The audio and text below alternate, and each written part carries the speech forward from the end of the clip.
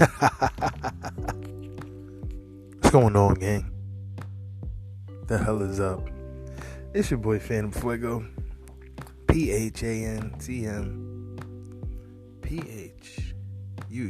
and you are tuned into the news, views, previews, reviews with just a twist of his ghetto point of view. Ooh.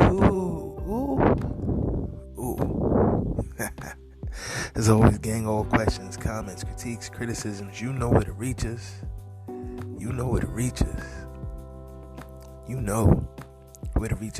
His ghetto point of view at gmail.com. His HIS ghetto GHETTO POINT point of OF duh view, not OF duh, just OF. Calm down. You gonna be alright. You gonna be alright. Did you hear me? You gonna be alright. Kendrick drop. Hurry up and drop that new shit. I ain't playing with you bitch. Hurry up and drop that new shit. I ain't calling you a bitch per se. Just saying, can't wait no more. Trying to get the new Kendrick heat rock. First day the shit. Hit the damn store. Download. It's gonna be a good show, y'all. Got some dope surprises. Hope y'all 420 was amazing. If you do celebrate, if you dabble for recreation or medicinal purposes or a combination of the two, if you smoke sociably, because you have a lot of people who, being that it was now recreationally available in their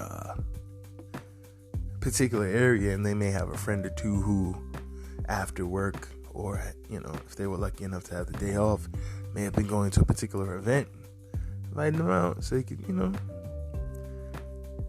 peruse the culture, as it were. I think more formal festivities on days like 420 will only help bolster sales, lower the stigma, and make people feel more comfortable about how they medicate. Also, I think that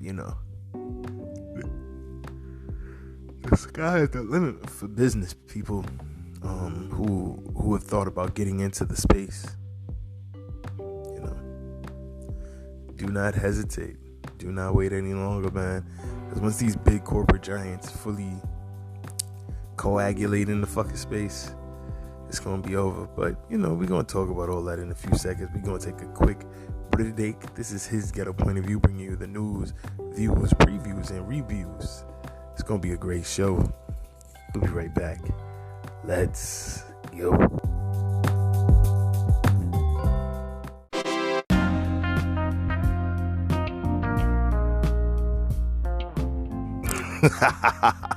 Yeah, gang, we back at it and we into it. So first story of the day. Whew.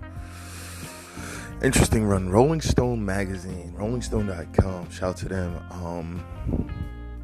For those not familiar with the artist the baby when he initially sprung onto mainstream notoriety, it was people say all publicity ain't bad publicity, but this one was kind of rough. It seems like the baby's career, the things that have gotten the baby higher and higher in his career have always been around violence, right? I mean, let's just listen. I'm a big fan of the baby's music, but I used to have to defend how nice the baby was on Facebook to other people when they didn't know who the hell he was or how nice he was. And I'm telling people, yo, he's nice, he's nice. But it wasn't until he started, getting in the news for, wild acts of violence that other people took the moment to listen to his music. So, it is what it is, right? So, check this out. Exclusive video, rollingstone.com. Exclusive video undercuts the baby's self-defense claim and the 2018 killing. So those that are not aware, Allegedly, while he was in a Walmart, he was accosted by some gentleman, and unfortunately had to, according to him, pull a firearm to protect himself. And the assailants, the attackers, the alleged assailants, well, actually, I guess you could say actual attackers and assailants at this point, he claimed would not back down, so he had no choice but to use a firearm to defend his life. I do understand the baby is, he's not the biggest of guys, so I could understand why he, if he's attacked by some bigger individuals, may feel the need to draw a firearm. But yeah, it's unfortunate, because I know a lot of people who are small as well, who just use their size and they frame to fight you off. Especially the baby being such a diesel dude. You would hope that even though he's a short guy, he'd probably be strong enough to at least take somebody on and get them from around his daughter without having to go the lethal route. But again, you can't really tell somebody how to judge how much danger they're in the moment they're in danger. There's that too, right?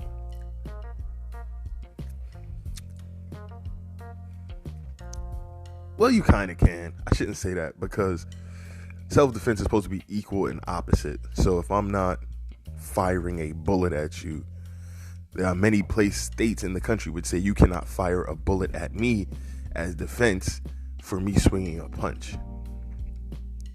Now, you can fire a bullet at me in defense of me swinging a knife, because a knife could hit your artery, you could die. But even me swinging a real big metal pipe, a bat, you could probably argue those things, you know what I'm saying? But yeah, just for fist or like lighter weapons, it's harder to argue that you needed to take their life away. But let's check the article. RollingStone.com. 4 years ago, the baby signed a deal with Interscope Records that would change his life. 11 weeks prior, he had taken one. At the time, the rapper was a few years shy of global fame, whether for a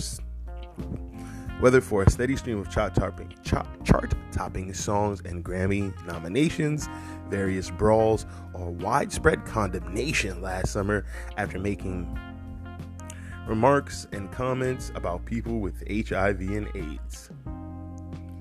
But in 2018, the baby, whose real name is Jonathan Kirk, was just another busy, cocky North Carolina artist who relied on a local fan base to pass around his YouTube videos and SoundCloud links in hopes of landing a major record label. Jalen Craig was one such listener. Being an early admirer of Kirk cost the 19-year-old his life, according to his family, after a chance encounter at a Charlotte area Walmart ended with Kirk shooting and killing Craig on November 5th, 2018. Kirk has always claimed he acted out of fear for his family and his family's safety, describing a scenario where he was approached by two young men who allegedly threatened him and whipped out a firearm while he was shopping with his then partner and their children. Kirk claimed he fired his own gun in an act of self-protection to keep his family safe, but Rolling Stone has obtained a never-before-seen security footage of the fatal altercation that appears to contradict key aspect of Kirk's version of the events. From the footage, the rapper appears to be the initial aggressor in the situation, calling into question the baby's self-defense claim. To Craig's family, the video footage raises some serious questions. Most important, would Jalen still be alive if Kirk hadn't thrown the first punch? So the baby threw the first punch.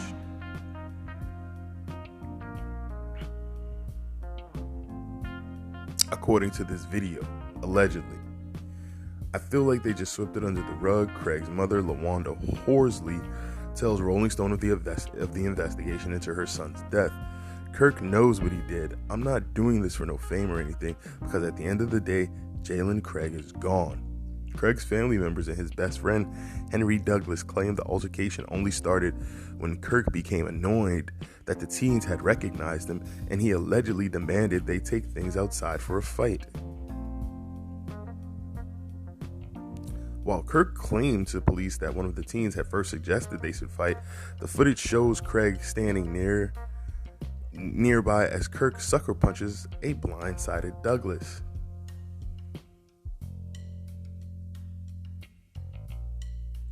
Barreling into him and striking him in the face. The injury left Douglas with a bruised eye socket and a gash in his forehead that required stitches. At one point, so he just randomly punched the dude? At one point, immediately after Kirk's initial attack on Douglas, Craig appears in one block of footage to pull out a gun from his waistband. But as he walks out of frame, he appears to begin to put it back. Other footage from later on in the fight, in which it's unclear whether or not Craig still is brandishing his gun, shows Kirk pulling out a concealed Glock from his waistband and mortally wounding Craig. Officials later determined, based on the security footage, witness testimony, and a weapon found near Craig's body, that Craig had a gun on him, but it's inconclusive if Craig's brandishing the gun it's inconclusive if Craig was brandishing the gun as he approached the two men.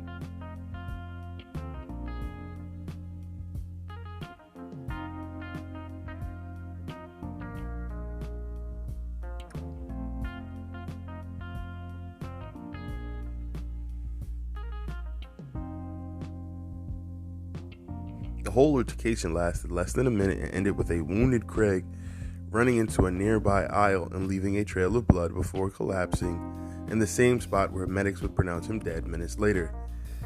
Kirk has hardly shied away from events of that fateful Monday evening, in fact bragging about the shooting on several tracks. In the 2020 hit Rockstar, he boasts about his 1-year-old daughter having witnessed him kill someone, hailing her as a gangster. "My daughter a G, she showed me kill a nigga in front of her before the age of 2.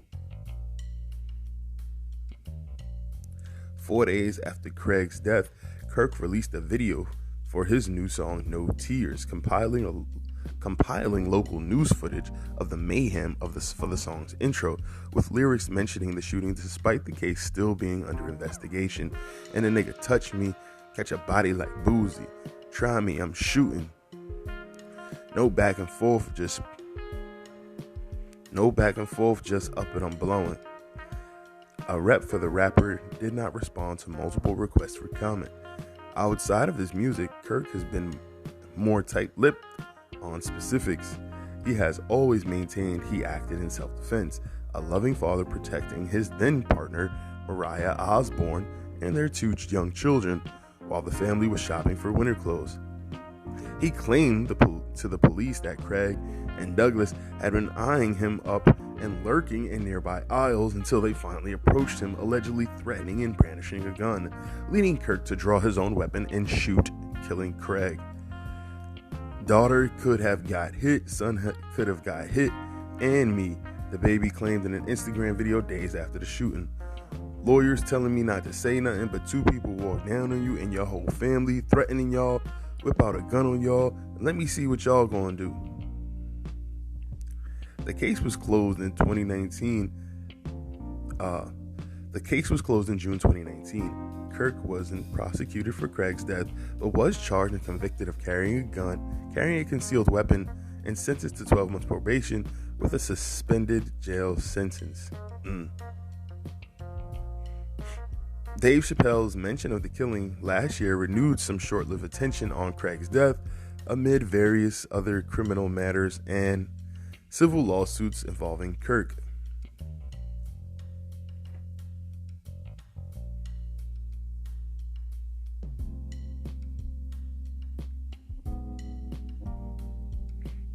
So Dave Chappelle flummoxed that the baby was canceled for homophobic remarks, but not shooting a man. In our country, you can shoot and kill a nigga, but you better not hurt a gay person's feelings, Chappelle said on his special, The Closer. Mm-mm-mm.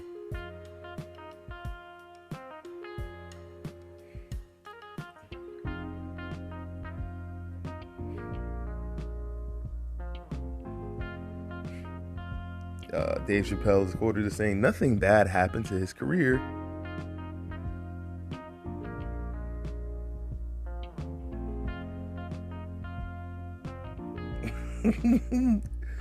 So Dave Chappelle's is funny. His quoted as saying, I had to go hard in the paint, but even I saw that shit and I was like, God damn, the baby.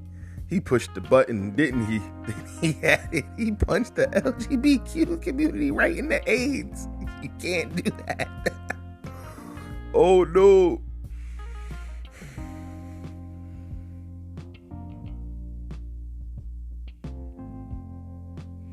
Chappelle then argued many who criticized the baby and contributed to his supposed cancellation don't know that the rapper shot and killed a 19-year-old man in North Carolina Walmart in 2018.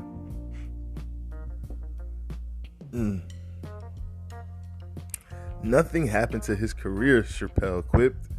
Do you see where I'm going with this? In our country, you can shoot and kill a nigga, but you better not hurt a gay person's feelings.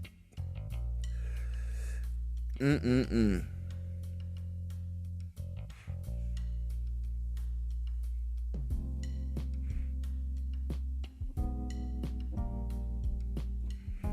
Mm-mm-mm. Crazy. Anyway.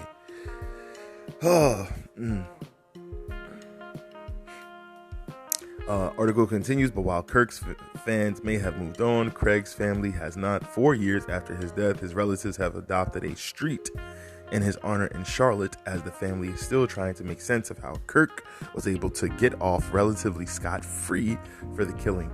Just a misdemeanor weapons charge with a suspended 1-year sentence. Still living in Charlotte, Horsley suffers from anxiety, learning of her son's death when she was sent a graphic image being shared on social media of Craig lying lifeless on the ground next to a pool of blood. She steers clear of anything related to Kirk, saying that she finds him and his music triggering. Before the death of Craig, her third child, she shopped every week at that Walmart where he was shot dead. Today, she can't even drive past the location without suffering an anxiety attack. I kind of stay at home, she tells Rolling Stone. I don't go to the mall. I don't do anything. I quit going to events. If I know I have no control in the music, I don't go. Jalen's father, Curtis, who works as a truck driver, says he and his son were inseparable. He has trouble understanding how his son wound up dead, with Kirk claiming the 19-year-old had been looking to cause trouble. To quote the father, my son wasn't even like that. He wasn't even quote-unquote gangster. We didn't raise him like that. Well, what was he doing with a firearm then? I mean, it's Charlotte. He could have been legally carrying the firearm. It is Charlotte. This is not New York or any place that I'm accustomed to. This is an over 18 gentleman. Guns is regular down there in the Carolinas. So, I mean, to be honest, he could have had the firearm legally. We don't know. No one is saying he illegally had the firearm anywhere in this story.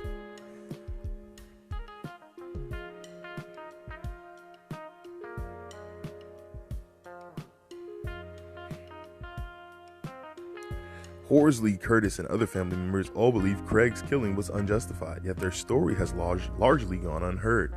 It's not because they were trying to stay under the radar. During Kirk's trial for the concealed weapon charge, Horsley and Curtis turned up to the court with local outlets in hope of sharing their son's story. They disputed the unfounded rumor that Craig had attempted to rob Kirk and claimed it was the rapper who started the altercation by throwing the first punch, only to see their quotes whittled down to a line or two in multiple cases. Craig's name misspelled. Even the death investigation report prepared by the Mecklenburg County Assistant DA misspelled Craig's name throughout the 6-page document. Kirk destroyed their family, Horsley said, but it all but it took all these years before anyone came to them asking for their side of the story. We've never hid from nobody, she explains. We never heard from nobody. Y'all knew our names was from a news clip, but nobody ever asked what was Jalen like. Nobody. This is stressing me right now because every time you turn on the radio, you hear him, Curtis adds. You can't even listen to the radio. I think about my son constantly. We're all going through the same stuff. Every time we talk about it, we think we are getting somewhere, and nobody is trying to help us. Every lawyer we talk to, they look into the case and say, okay, we're going to get back to you. We don't hear anything back. Nothing. This is crazy. Then there was Kirk seemingly crowing about the shooting in his music. After No Tears, he released a video for Walker, Texas Ranger. He damn sure did. He damn sure did. Like, that was actually one of the first joints that I actually was really paying attention to him back then in 2019. He damn sure did release that Walker, Texas Ranger video, and where he fights with a black man who has hair and braid, whose hair is braided similarly to Craig's, followed by the release of Leave Me Alone freestyle, on which he raps the last nigga played, he no longer here, goddamn. By the end of the month, 11 weeks after Kirk had killed Craig, Interscope Records announced a deal with the rapper. It sickened Craig's family to watch Kirk seemingly launch a career off the back of their son's death. But until last spring, they could only go on their faith in their son's character and the word of Douglas, who insisted that Kirk instigated the fight. After years of pleading with Huntersville police and the district attorney's office, as well as being bounced around different departments, Horsley was finally handed the entire police file pertaining to Craig's case in April 2021. It took days for Horsley to sift through the hefty white binder filled with various reports alongside dozens of videos and audio recordings connected to the case. But nestled among the videos was a clip that changed everything in the family's eyes, because to them it's proof that the full truth of what actually happened has never been told. Henry Douglas learned that his best friend since 4th grade was dead a day before Douglas's 20th birthday. The news was delivered following a 12-minute interview with police after the shooting, with Huntersville Police Department Detective Tim Lesser questioning Douglas in his hospital bed while he was waiting to receive stitches.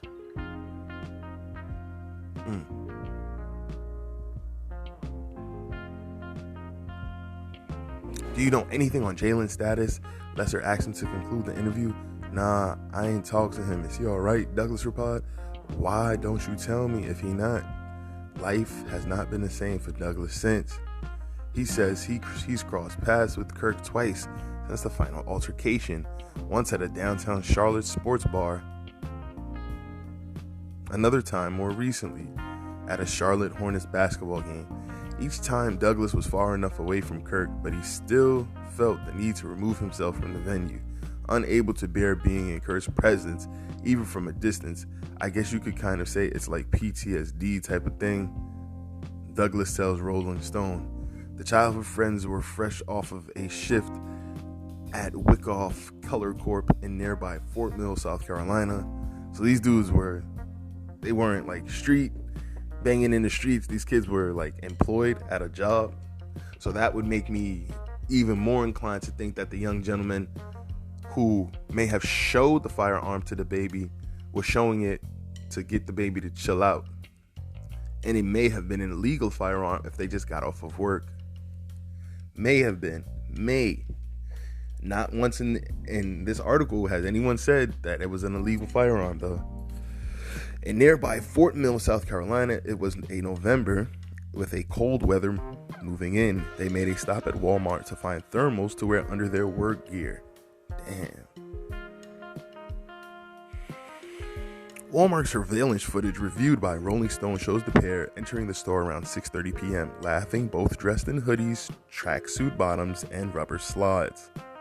While walking around, Douglas recalls Craig spotted someone he thought looked familiar. a local rapper who went by the name of The Baby.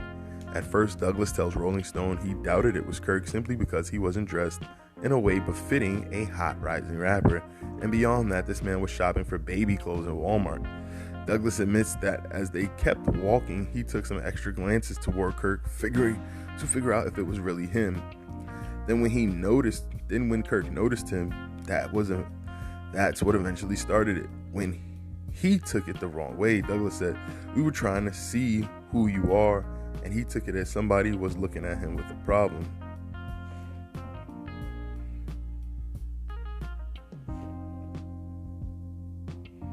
Jonathan Kirk, aka The Baby.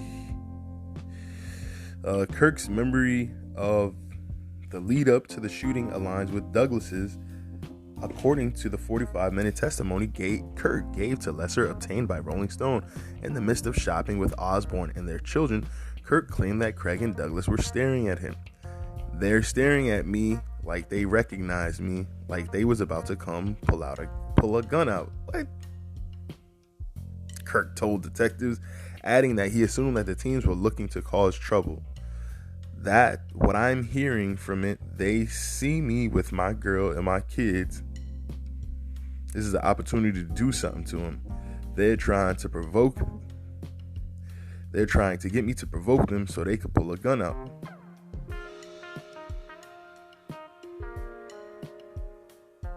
Throughout his interview with police, Kirk repeatedly plays up being a loving, protecting father, mentioning how he was doting on his daughter, holding up outfits with hearts and unicorns, planting kisses on the 1-year-old, and giving her a lollipop.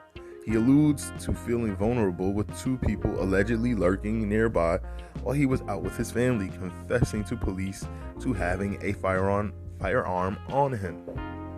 Both Douglas and Osborne told police that Kirk initiated the conversation, calling out something to the effect of, "Do you know me?" Recognizing Kirk's voice, Douglas said he responded back, "I said, 'Oh, I thought it was you.' We turned around and walked off."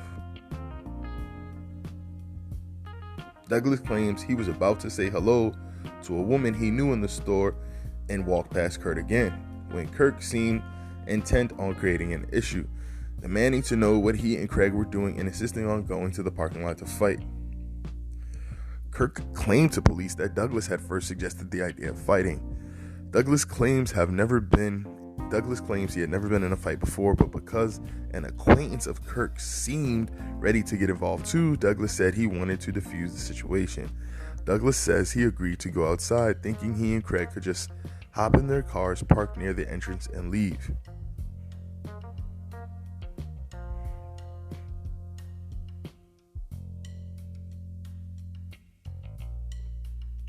In line with Douglas's account,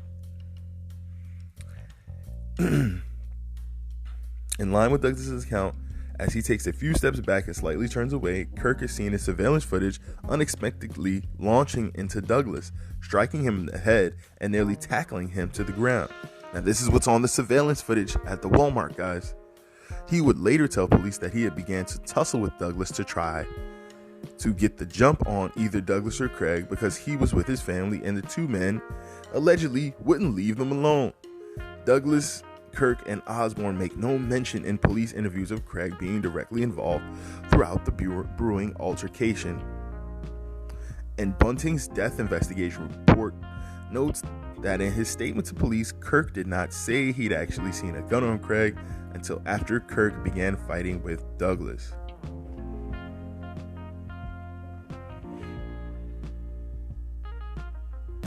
So it lines up with he attacked Jalen Craig's man, Kirk Douglas.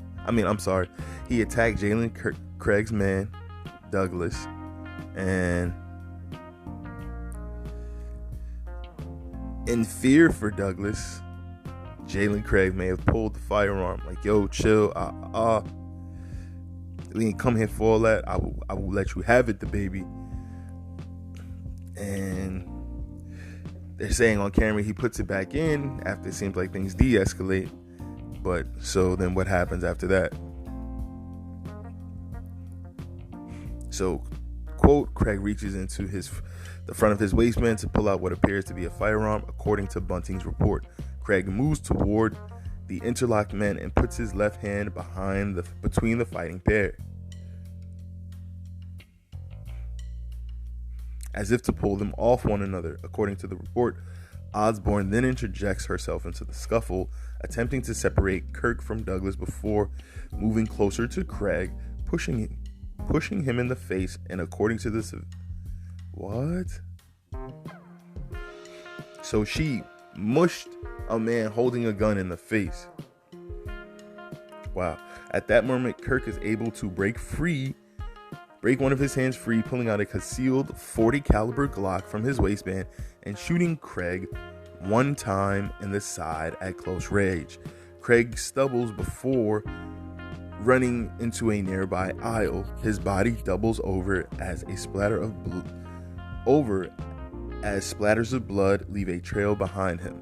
A third camera angle shows Craig collapsing to the ground at the other end of the aisle, while Douglas claims he never saw Craig draw a weapon. Osborne and Kirk told the police they saw Craig pull a gun out while the rapper was entangled with Douglas, and Kirk told police he heard Osborne yelling, "He got a gun." One witness, a Walmart customer, told police he saw Craig with a weapon in his waistband area, and another, a Walmart employee, said he also saw Craig with a gun, according to death investigation reports, which ultimately concluded that the prosecutors couldn't prove beyond a reasonable doubt that Kirk didn't act in self-defense. "He's like trying to get around his homeboy and shoot me," Kirk says, excitedly telling police that he discharged his firearm multiple times. "When I break loose and get my gun, his homeboy right here, and I shoot. Boom, boom, boom."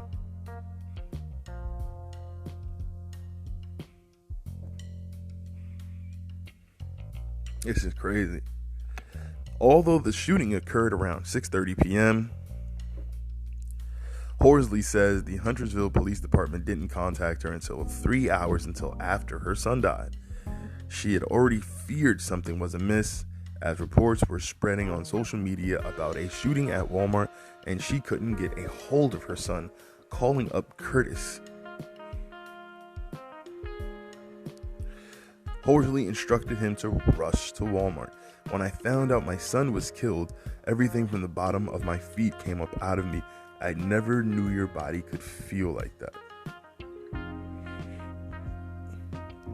It never made sense to Horsley and Curtis how Craig, who they say had never gotten into any trouble with police, could have gotten mixed up in this. It was also a shock to them when the detectives told them that Craig had been carrying a pistol, even more so when the gun was reported stolen. What? Douglas claims that Craig had purchased the firearm secondhand and wasn't aware that it had been reported as stolen.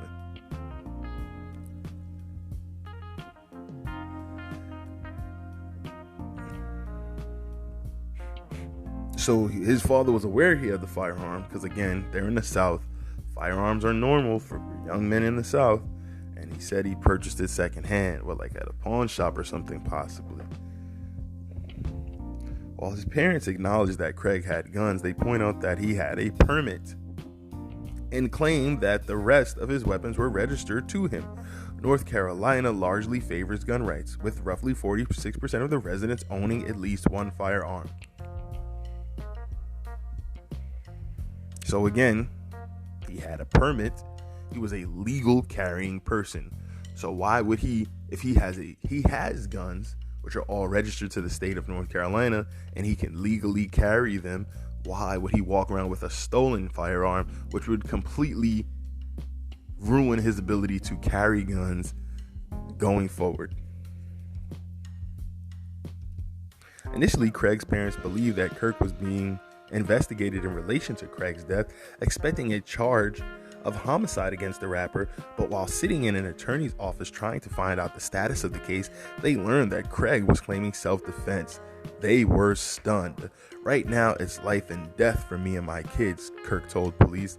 I don't know what their situation is. For me, it's strictly defense, life or death.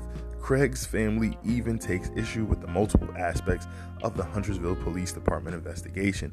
For starters, officers allegedly failed to interview multiple people at Walmart who were acquaintances of both Kirk and Douglas.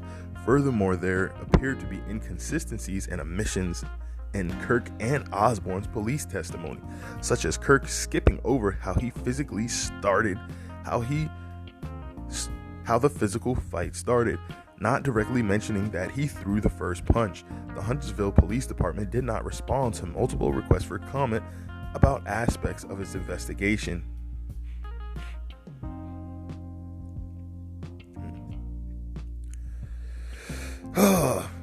This is crazy. Todd Owens, a criminal defense attorney and former North Carolina District Court judge, tells Rolling Stone that he finds issue with Kirk claiming he was in a life or death situation, given that Osborne and an acquaintance of Kirk's who was in the store were shown on camera still approaching Craig when he was allegedly brandishing a firearm. To Owens, that weakens Kirk's claim that he was acting out of imminent fear of danger.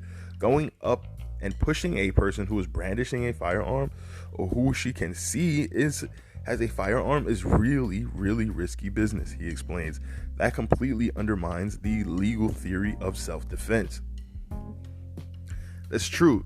Like if you saying if my baby mama sees somebody got a gun and she go and mush them in the face, and she's saying, and then she's like, this person has a gun, and goes or already sees the gun, and what is she expecting to happen? And she's there with small children? Like what?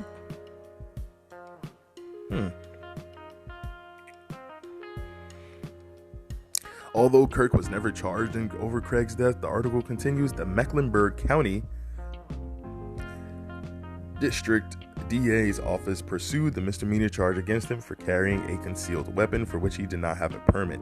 So the guy who had a permit is dead and allegedly had a stolen gun. The guy who didn't have a permit got a 1-year sentence that was suspended.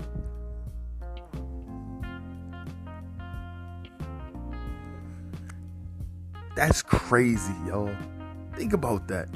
The guy, wow. Then these laws ain't for everybody, because these laws aren't equally being applied.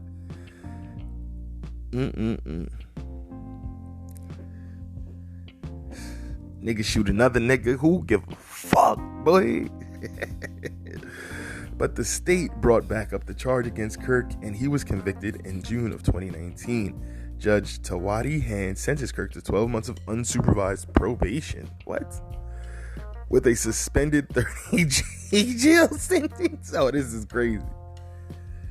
The next summer, she was pictured posing with Kirk following a panel in support of Black Lives Matter, where Kirk complained about local police over receiving 2 citations in December for possession of marijuana and resisting arrest.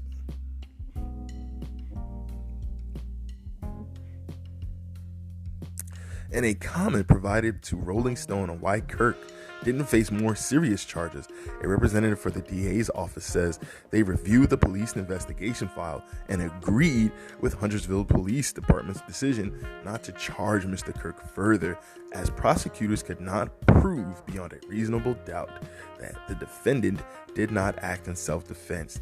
It declined to further comment on the case. This is deep, y'all. This is really deep. And it's yeah, man. Shouts to Rolling Stone for this amazing article, man. This is really deep. Check it out. Check the article out. Tune in. Man, that's a lot, man. That's a lot to dig into. Like, if the baby, because not only are they saying the baby did this, but then went around bragging about it in freestyles and songs. I clearly remember that music video. I clearly remember him playing like he was Walker Texas Ranger in that music video after that. I clearly remember all of these things and how his attention and notoriety continued to grow after this. And this is not even talking about the other shooting that he was involved in, where he claims people broke into his home. I don't think this is going away for the baby anytime soon. I do think this is only the beginning of this, excuse me, and that the baby has some serious problems ahead. I wish him all the best. If he knows that he's really responsible for the tragedy that happened to this young 19-year-old, I would hope, even through some backdoor channels, he's trying to make amends and make this right. You know what I mean? I would really hope through some backdoor channels he's at least trying to cover their expenses, not cover their therapy, do something, man, to help, because this is crazy, man.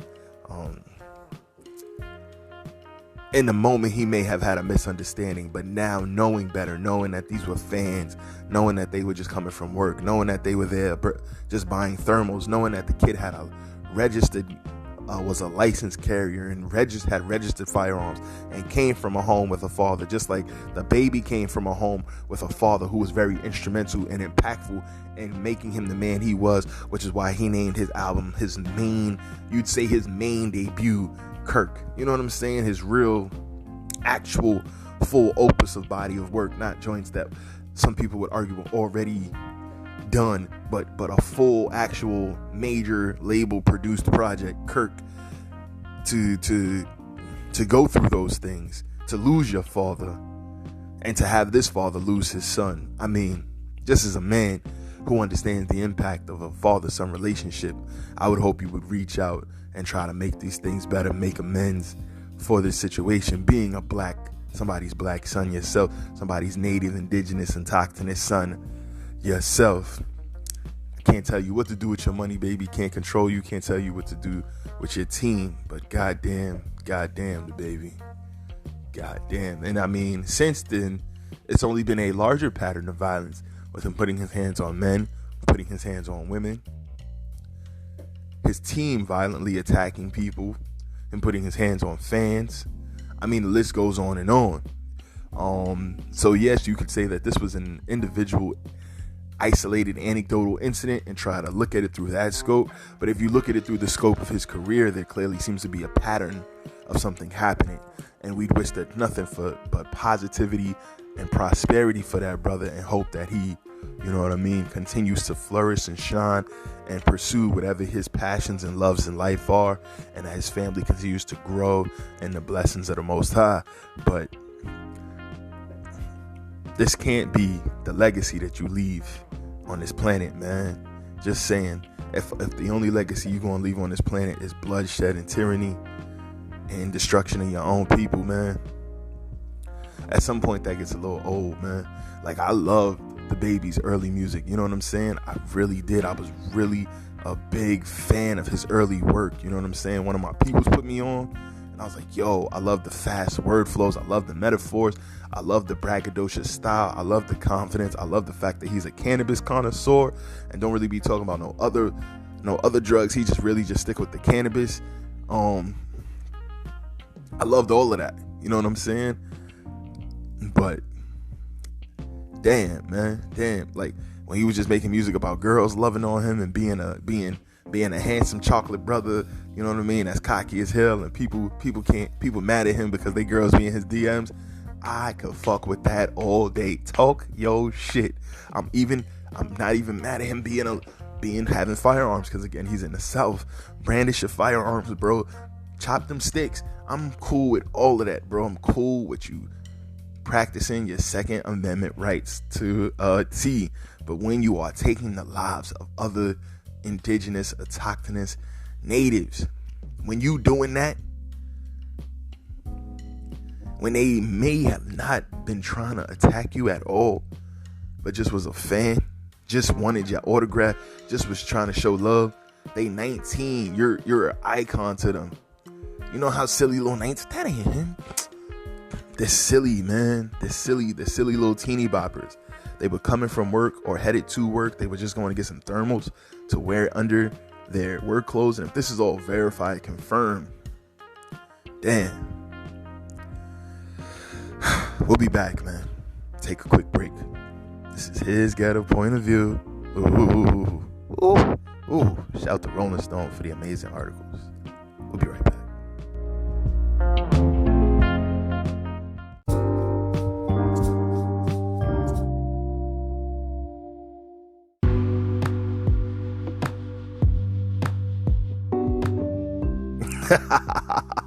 Yeah, gang, we back. So a story on the higher side of things. So, oh man, so shout out to MaryJane.com. Shout out to all my Mary Jane lovers. I love my Auntie Mary Jane for helping me deal. You know what I'm saying? I always love my Auntie Mary Jane. Some say drugs are good, some say drugs are bad. Drugs is all that we had. Hey, shout to the Stormtroopers. Me and my bro Triumph, TRIUMPH, Trinity Rep, get it straight, 4.6 TRIUMPH. Salute to that dude, man. One of my best friends, and unfortunately we don't talk no more, man. Cause I was a dick.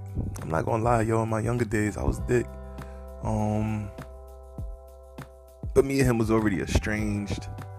Shit was different. You know what I'm saying? Like as cool as we was, it was, you know, I was a dick in my younger years, man. I'm not even gonna hold you. I was a dick.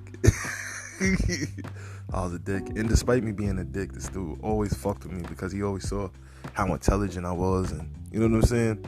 But he was a dick too. So we was mad cool with each other because we was both dicks.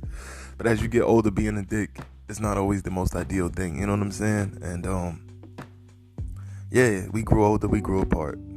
Still love him though. That's my bro. We was one of the dopest hip hop groups coming out the city. We never got the turn we truly deserved. But yeah, man.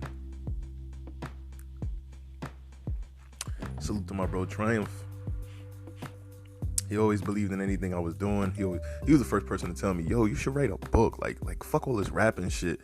Do your raps, do your albums. But have you ever thought about writing a book? You literally can just write, bro. You should write a book. Like, you should get more into your writing bag. And so I love him for that. You know what I'm saying? Because he was the first one to be like, yo, you could really write. Like, you can really, really write. Like, you know what I'm saying? Do something with it. And so I appreciate him for that to this very day. Salute to my bros. Anyway, so 420 truck accidentally leaves 500 pounds. Oh God, of weed scattered across Missouri Highway. 500 pounds. 2 Mexican citizens were arrested after a traffic accident left 500 pounds of weed scattered across an interstate. Oh man, he was bringing some of that Mexicana finest right across the border. Ay. Anyway,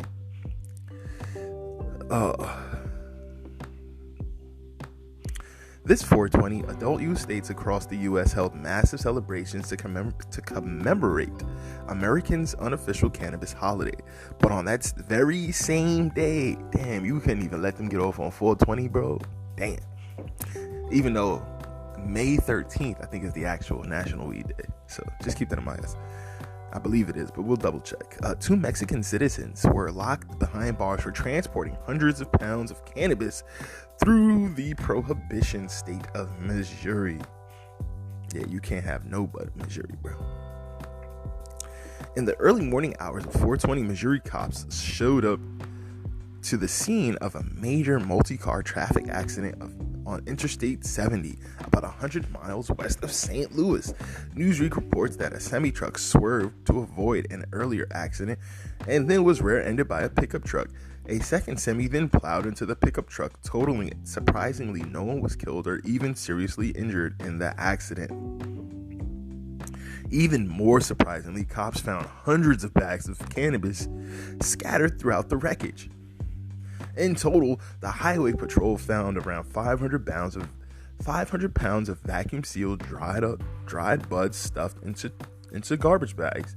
Cops believe that the cannabis came from the pickup truck, which was being driven by 2 Mexican nationals, Victor Gonzalez, Acosta, 32, and David Morey Navarro, 24.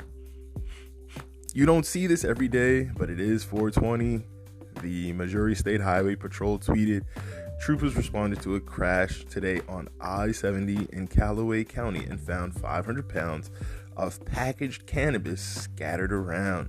Luckily, nobody was seriously injured. Although Acosta and Navarro escaped the serious accident without any serious injury, they did not escape the long arm of the law. The law. Both men were charged with 2 counts of felony first-degree trafficking of drugs. Sheesh.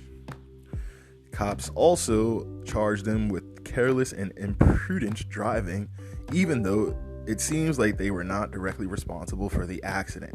A third passenger in the vehicle has not yet been charged with any crimes. At present, it's unclear where the cannabis came from, but given the driver's nationality, it's possible that contraband originated in Mexico.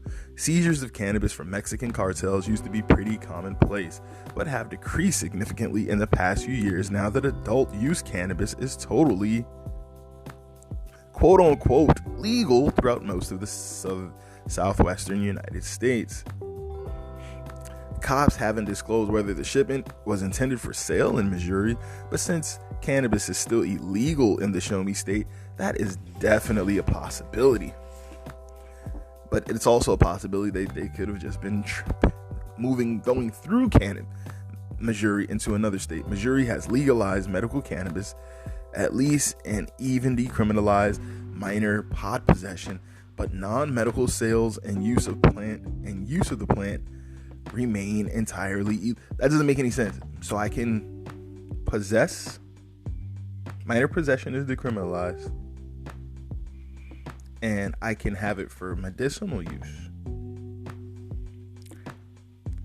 But non-medical sales and use? What does it mean? What do they mean by use then? If I'm a medicinal patient, well, I'm not supposed to just look at it. It's kind of vague. Come on, Mary Jane. You guys are better writers than this. Missouri lawmakers recently advanced a bipartisan bill to fully legalize adult use cannabis, but State Rep Nick Schroyer added an amendment that exclusively blocks trans women from applying for social equity licenses.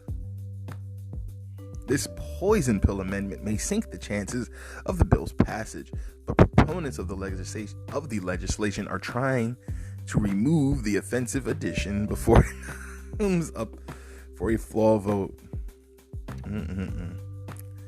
Interesting. So yeah, he probably just didn't want cannabis to be legal in that state because him and his family probably get a ton of money off the black market. So he's like, freak it, I'll just put this in there that trans people can't get, knowing that's going to just kill it. Nobody will vote for it then. A Missouri lawmaker just amended a new, going on to that link, a Missouri lawmaker just amended a new adult use legalization bill to explicitly block trans women from applying for social equity cannabis licenses. The Cannabis Freedom Act, introduced by Representative Ron Hicks this February, would make it legal for adult Missourians to buy and possess unlimited amounts of cannabis. The bill would also allow anyone with a non-violent conviction for cannabis-related crimes to apply for resentencing or expungement, and to help members of historically disadvantaged communities get a start in the weed industry. The bill would grant no-interest business loans to women and minority-owned companies. Oh, I see. He doesn't want men applying for the women's grants.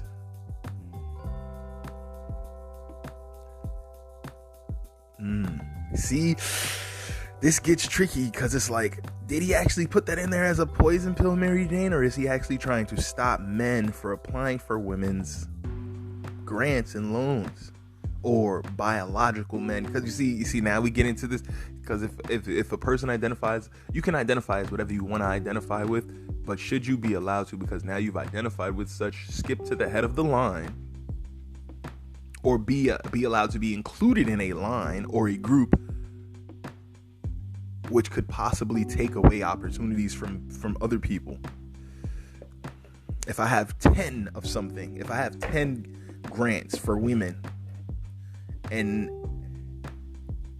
100 people apply, or let's make it simple, if I have 10 grants for women and it's first come first serve, boom, I get 20 applications, right? I'm going through the 20 applications, I whittle it down to the top 10 just based on merit, right? You know, what their convictions were, what have you, nonviolent, boom, convicted for cannabis, boom, finished their sentence, boom, you know what I mean? They check all the boxes, and then I look, and 3 of those 10 are transgender women. Is that now fair to the women who were 11, 12, and 13? Meaning that, boom, I sifted through all these applications, I got down to the top 10, but I had to remove 11, 12, and 13, the candidate 11, candidate 12, and candidate 13, who would have all arguably been candidates 8, 9, and 10 had these transgender women not been candidates 8, 9, and 10. Whew. You know what I'm saying? Is that fair to naturally born women who went through the who did the crime, did the time, paid their debts to society, what have you? Should they now be eliminated from the opportunity to get at these loans? They're initially just stopping white men from getting at the loans, aren't they? I mean, Caucasian, trans women, I don't know.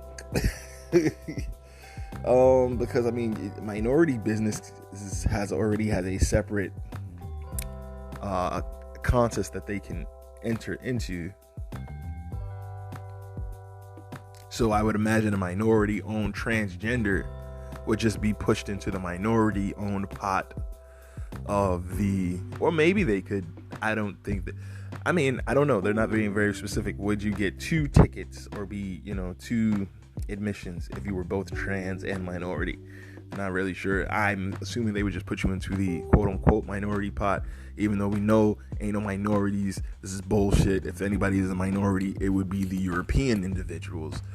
But I know that word minority triggers them anyway. So far, it sounds like it's triggering you, fan. It fucking does trigger me because the numbers don't match it up. It ain't even that it triggers me. It's just like, when do we have to stop lying? Like, if we have to lie to make them feel better, when do we stop that? So you could say I'm triggered by the fact that I'm tired of having to call my people the minority, when we are overwhelmingly the majority in every single, around the world. To have to call myself a minority to make other people feel better when there's nothing minor about me, my nation, my people, my heritage, my culture, etc. is a little bit is old, it's played out, and I'm tired of it. You know what I'm saying? I'm tired of there's nothing minor about me or my people. There's nothing minor about me or my people. So far, the bill has drawn a surprising amount of support, the article continues, for such a conservative state. Why wouldn't it? Last week, the House Public Safety Committee voted to advance the bill with a 5-4 vote. But before the bill cleared the committee, State Rep Nick Schroyer applied to a highly controversial amendment stating that for the purposes of social equity, section women's refers to female biological sex assigned at birth, the proof of which is identified by a birth certificate. LGBTQ people are not considered minorities under Missouri law. So this amendment would effectively prevent a weed business operated by a white trans woman from access. Yes, this is what I said. They're stopping. Listen, man. However, a trans woman technically could still apply for the same loan as long as they presented a birth certificate stating their gender at birth. And any trans woman that is not white could potentially still qualify as a quote-unquote minority under the revised bill. Shortly after forcing his amendment onto the Cannabis Freedom Act, Schroyer voted to kill the bill entirely. Proponents of the legislation believe that the representative, who is currently running for state senate, only introduced the amendment to gain traction with conservative voters. Others have suggested that Schroyer actually added the anti-trans language as a poison pill that would encourage liberal lawmakers to vote against the cannabis legislation entirely. He literally either was showboating and needed his sound bites in the committee, or he was deliberately trying to kill that piece of legislation, Representative Hicks told the St. Louis Post-Dispatch. I don't know, man. It's complicated. Legislators are also taking issue with the proposed cap on the number of cannabis businesses that would be allowed to operate in the state. When Missouri kicked off its medical cannabis program in 2020, the state ended up getting sued by hundreds of businesses whose applications were rejected. To avoid a repeat issue, State Representative Ashley Bland Manlove, that's an interesting name, Miss Manlove, Representative Manlove. What? Bland Manlove. I told y'all I'm fucking 5. Leave me alone. Negotiated an amendment that would be double the number of business licenses to be issued by the state. Before it comes up on the floor vote, the bill must still be approved by the House Representatives Committee, so lawmakers may still have a chance to remove the anti-trans amendment. I'm hopeful that we will strip off the language on the floor. Interesting. So salute to Mary Jane for the interesting articles, man. Salute to Mary Jane for the interesting article. Real talk. Crazy-ish, man. Crazy-ish. That is very interesting, man. I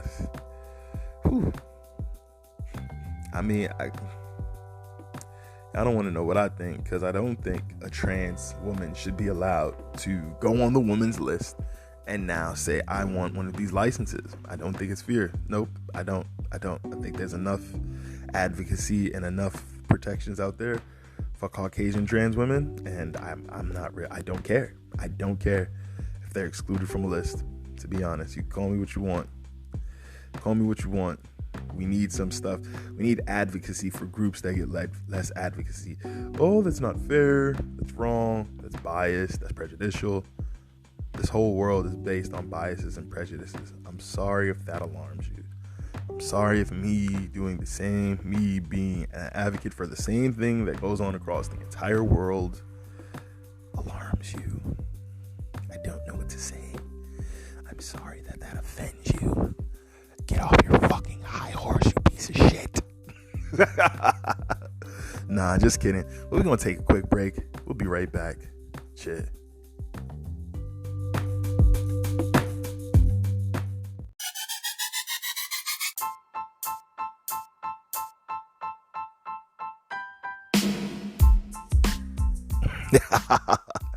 Yeah, we back, gang. We back.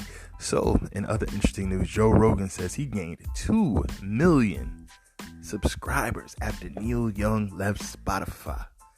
Sheesh.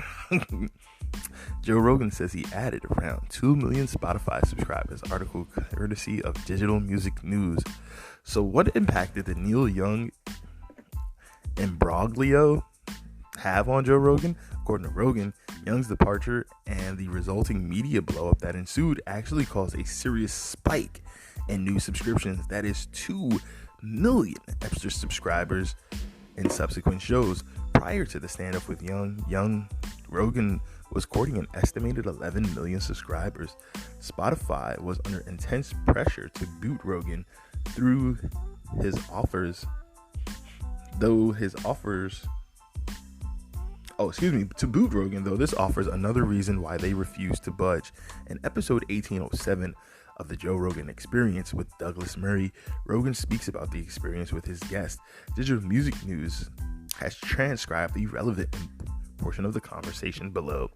Murray: you've been put through the ringer. Rogan: yeah, I definitely got through the ringer. Yeah, since I last met you, They did a number on you. Rogan said they did. It's interesting, but my subscriptions went up massively. That's what's crazy. During the height of it all, I gained 2 million subscribers. Murray, I'm so pleased for you. I'm so pleased for everyone, actually. When I watched what they were doing to you, as long as you survive this, something's gonna be okay in the world. Yeah, Rogan, yeah, they went for it. They went for it, Murray. And because it didn't work, it felt like everyone could sigh a bit of relief. Rogan, also, it's fortunate that the people that went for it were CNN, and they were just so untrustworthy, and people know how biased they are, and they know how socially weird their freaking anchors are.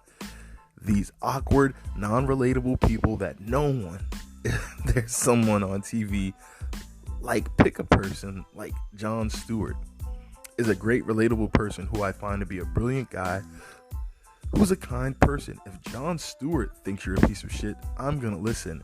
But if Brian Stelter doesn't like you, that doesn't mean anything to me. This is true.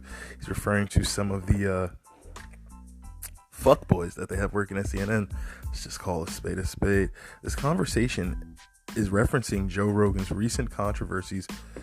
The conversation is referencing Joe Rogan's recent controversies over anti-vax info and his use. Douglas Murray, a British political commentator who had last appeared on the Joe Rogan Experience podcast in 2020. Rogan himself has addressed the controversy on stage.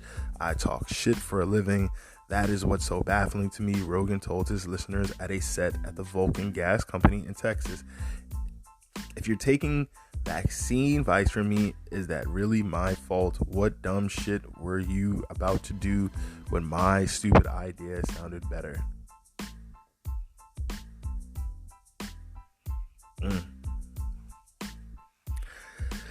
What? It's a very good point. It's a very good point.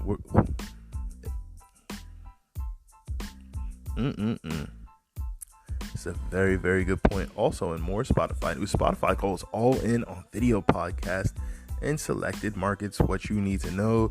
Shout to Ashley King and Digital Music News. Spotify is rolling out access to video podcasts in select markets. Here's what creators need to know. So for my pod people out here, listen up. Video podcasts on Spotify are now available to all creators in the United States, Canada, New Zealand, Australia, and the UK. Creators can upload their video content to Spotify using Anchor. Spotify makes a point of saying in the press video that the video can be put in the background. Video on Spotify is backgroundable for all listeners, so you can immerse yourself in the content when you want to, or simply lean back and listen. So they can upload a video, but you can also just put the video in the background and just still listen to the audio. Video podcasts on Spotify. What to know? Access to video podcasts is available to creators based in the 5 markets listed above. Spotify says it plans to roll out the feature to additional markets in the future. Spotify says video podcasts will be available to monetize with subscriptions by creating exclusive content, gating video, and more. Spotify is also kicking off a partnership with Riverside, a platform for remote recording. The integration will allow creators to record and publish video content free with Riverside, providing a quick distribution path to Spotify via Anchor. This is really dope, guys. Take a quick break. We'll be right back.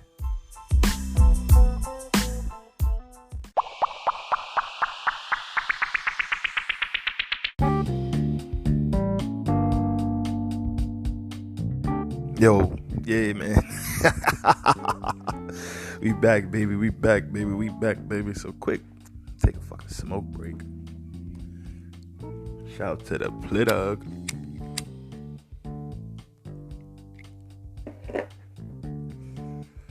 Exhale. Man, yo, I got some fire new music. Oh God, I got fire new music coming. Y'all gonna be like, yo, this brother been grinding. I just feel fortunate, man. I just feel fortunate. That's all I can say. But we back. But lastly, before we get out of here, gang, I done told you artists and you fucking producers, and a lot of people keep acting like I'm talking shit. And motherfuckers is going to listen until it's over. DJs too. Music directors too. Anybody who work in the world of media as well. Digital content promoters, digital content managers, digital rights management teams. All your days is numbered. But first, the artist is getting the fuck up out of there. AI music creation platform Soundful. Listen to what I just said. AI music creation platform Soundful raises $3.8 million. Those who know numbers, 3.8, 38, it's death numbers. They killing y'all careers.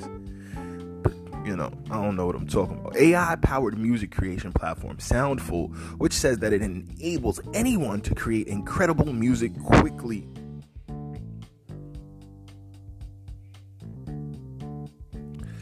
Has raised $3.8 million from investors including Disney, Microsoft, and Universal. 3 main people who need artists. 3 main companies who use artists are investing in an AI platform which will allow anybody to make amazing music quickly. You mean I could just have my people in the front office do this?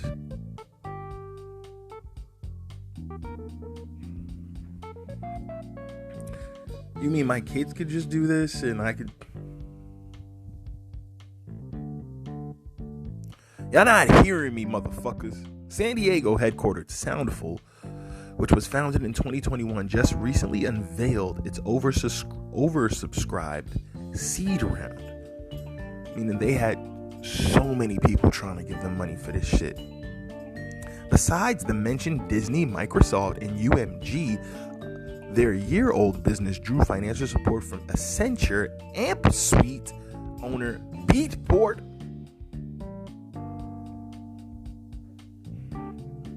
and global creative network Squeaky Clean Studios. Currently an invitation-only platform, Soundful emphasized that its announcement message today demanded for unique studio-quality music, including from millions of visual media creators.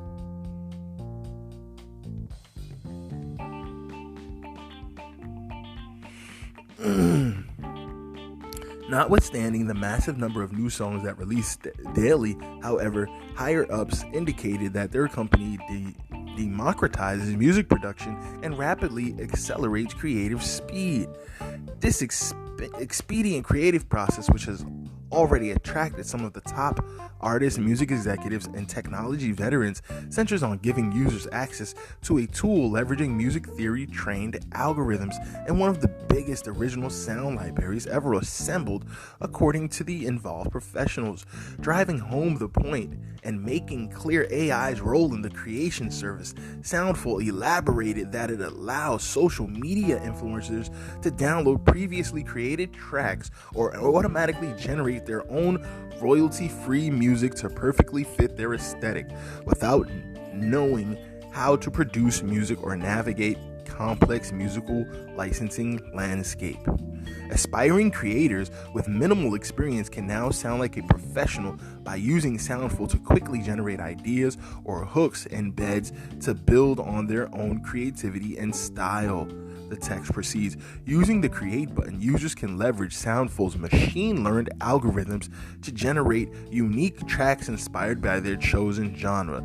And on the rights front, the business communicated that all tracks are fully licensed for use in videos, advertisements, social media campaigns, and more. The platform is always free for users. Its website states with more functionality and downloads included in premium plans that cost $8 a month. Time will reveal the potentially far-reaching creative and economic impact of services that enable non-musicians to craft music with the assistance of AI. It's hardly a secret that streaming services' royalty rates are the subject of frequent criticism, and it was only last month that Spotify faced calls to launch an official investigation into the prevalence of playlist placements of fake artist profiles. Because anybody don't know, they regularly will have fake artists repeat the music of hit artists so that they can continue to get paid more and more for the same record and not give the artist a damn dime. And the record will sound slightly different. These motherfuckers is bootlegging records, y'all. At the intersection of AI-created tracks and the growing stable of releases from virtual artists, Roblox-focused music technology company Splash completed a $20 million Series A last November using the Splash Pad, our intuitive AI-powered instrument. Splash's website explains players can make high-quality music in minutes and stage performances to live audiences in virtual clubs. Bro, this ain't about being able to know how to play shit no more. It's about being cool, creating a brand, creating awareness for yourself, and bringing in an audience. Man, they don't fucking listen, man. Some of the associated songs have made waves on streaming services, racking up royalties from dedicated listeners and drawing attention, compensation, and supporters away from proper artists in the process. Drawing supporters away from proper artists in the process. This ain't about just being an artist no more, y'all. As if competition between actual musicians wasn't stiff enough, the approaching months and years appear to be poised to bring with them a tidal wave of songs made by individuals who cannot even play an instrument. There is something to be said for the potential commercial advantages of creative merit, but streams from undiscerning listeners pay the same as those from quality-minded fans.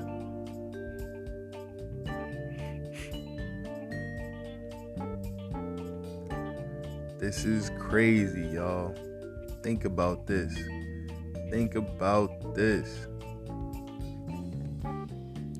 Craziness.